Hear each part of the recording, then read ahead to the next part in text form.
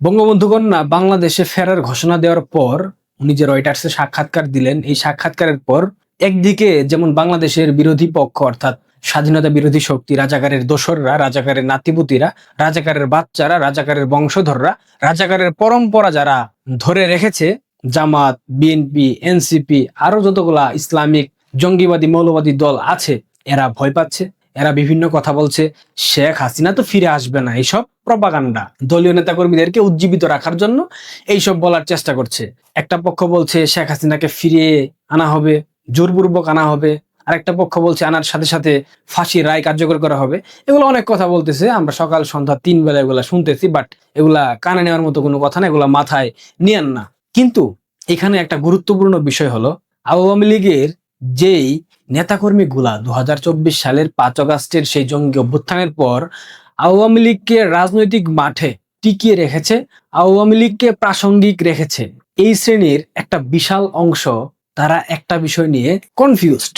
সেই বিষয়টা অনেক চটকদার, কথা বলার পর অনেক গালি খাবো, আমি জানি অনেকে আমাকে গালি দেবে, বাট এটা আমাকে বলতে হচ্ছে, এটা আমার কথা না, এটা সেই সব মানুষের কথা যারা 5 আগস্টের পর কোনো কিছু পাবে না জেনেও, মবের শিকার হবে জেনেও, পরিবার আক্রান্ত হবে জেনেও, হামলা মামলা নির্যাতন নিপীড়ন সবকিছু হবে জেনেও রাজপথে নেমে অনলাইনে অফলাইনে একাধারে আওয়ামী লীগকে প্রাসঙ্গিক রেখেছে তাদের কথা।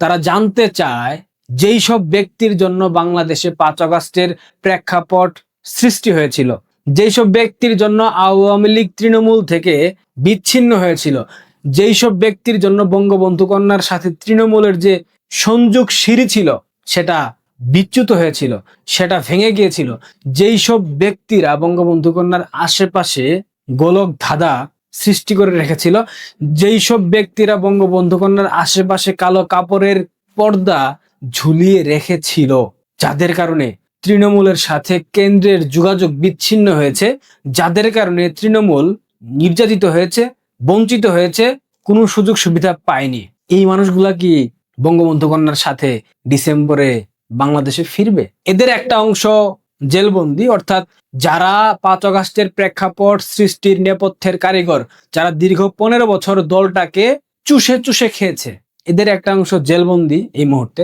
আরেকটা অংশ বিভিন্ন দেশে অবস্থান করছে, একটা অংশ মধুচন্দ্রিমায় আছে, একটা অংশ বিভিন্ন দেশে সামার ভ্যাকেশনে আছে, একটা অংশ পশ্চিমবঙ্গে অবস্থান করছে, একটা অংশ পশ্চিমা দেশগুলোতে অবস্থান করছে, আর একটা অংশ ইউরোপের দেশগুলোতে অবস্থান করছে।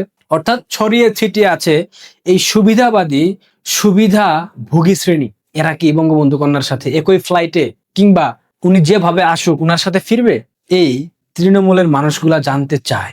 আমি স্পেসিফিক কোনো নেতার নাম বলবো না, কারা কি করেছে, কাদের ভূমিকা কি, কারা কোন জায়গায় সিজদা দেয়, কাদের আউলিয়া কে, কাদের কেবলা কোথায়, সবকিছু বঙ্গবন্ধু কন্যা জানেন। সুতরাং যারা বিগত 2 বছর ভেবেছিল আওয়ামী লীগের পরাজয় হয়েছে, আওয়ামী লীগ অভ্যুত্থানের মধ্য দিয়ে হেরে গিয়েছে, এই আওয়ামী লীগ তো সহজেই ফিরতে পারবে না, সুতরাং দলীয় নেতাকর্মীদের পেছনে, সংগঠনের পেছনে 1 পয়সা ইনভেস্ট করা নেহাত বোকামি, এটা কিন্তু অনেকে ভেবেছিল। 5 আগস্টের পর এই ভণ্ড শ্রেণীর অনেকেই ভেবেছিল আওয়ামী লীগ আগামী 10 বছরে ফিরতে পারবে না, যার কারণে তারা গা ঢাকা দিয়েছে, তারা দলীয় নেতাকর্মীদের কোনো খোঁজ খবর নেয়নি।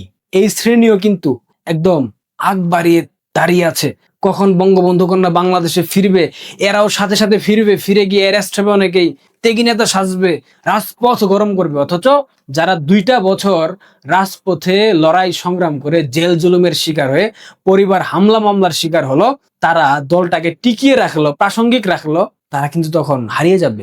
তারা সেই শঙ্কার মধ্যে আছে।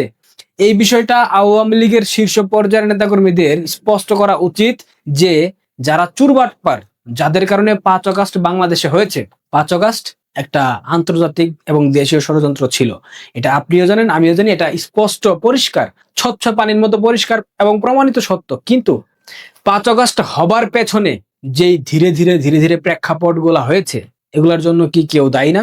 আওয়ামী লীগের কেউ দায়ী না? অবশ্যই দায়ী। 5 আগস্ট ষড়যন্ত্র আপনিও জানেন, আমিও জানি, বাট 5 আগস্ট যে বাংলাদেশে হইল, এটার পেছনে তো কারো না কারো অবদান ছিল, কারো না কারোর ভূমিকা ছিল। একটা অংশের তো অবশ্যই ভূমিকা ছিল।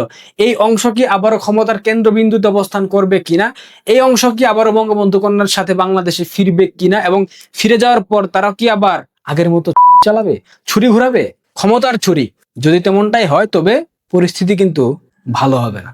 তবে কিন্তু অনেক কিছু ভাববে বাংলাদেশের আওয়ামী লীগের তৃণমূল, কারণ এরা 15 বছর যাবৎ বঞ্চিত হয়েছে।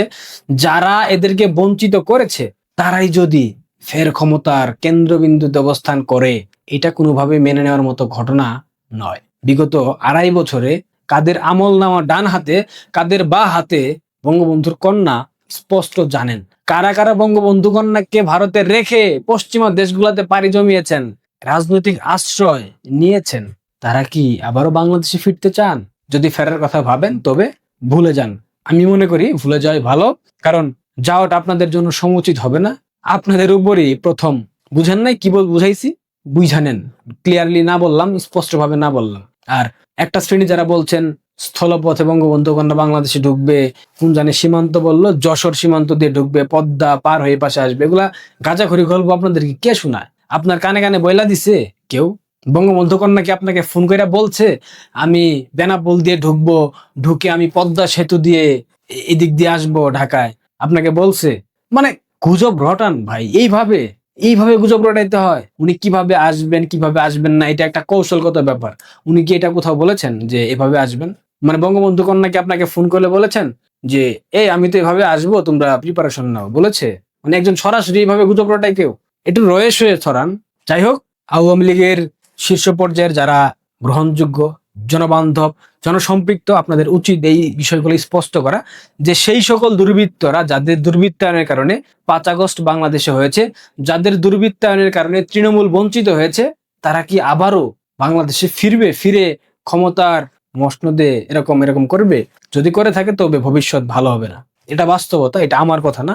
আমাকে গালি দেন, সমস্যা নাই, বাট যারা আমার থেকে জানতে চেয়েছেন আমি তাদের প্রশ্নটা আপনাদের কাছে উত্থাপন করলাম। That's it. ভালো থাকবেন, ধন্যবাদ।